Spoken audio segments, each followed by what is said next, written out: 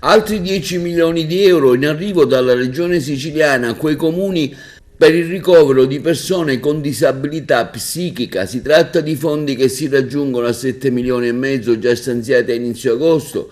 In tale sono disponibili 17 milioni e mezzo di euro per il pagamento delle rette di permanenza nelle comunità alloggio di 2263 disabili psichici censiti nell'isola e ripartiti con due decreti, il primo di 12 milioni e 484 mila e il secondo di 5 milioni dall'assessorato regionale della famiglia.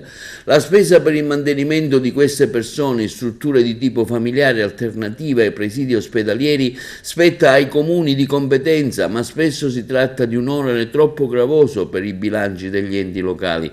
Così la Regione, per tramite il Dipartimento regionale della famiglia e delle politiche sociali, è intervenuta a sostegno dei comuni anche in considerazione della crescita del fenomeno del disagio sociale degli ultimi anni.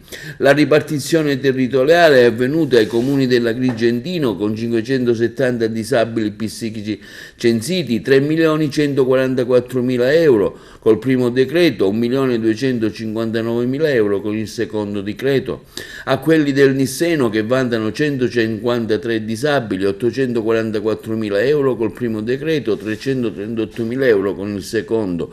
A quelli della zona catanese, che hanno 320 disabili, 1.765.000 euro col primo decreto, 707.000 con il secondo. La provincia di Enna ne conta 152, sono stati stanziati circa complessivamente 1.300.000 euro. Ai comuni del Messinese vantano 111 disabili, 612.000 euro col primo decreto, 245.000 euro col secondo. Nel Palermitano sono 325 disabili censiti, sono stati erogati circa 2.200.000 euro, 1.131.000 euro con il primo, col secondo sono andati alle amministrazioni locali del Ragusano, che conta 205 disabili, 1.048.000 euro.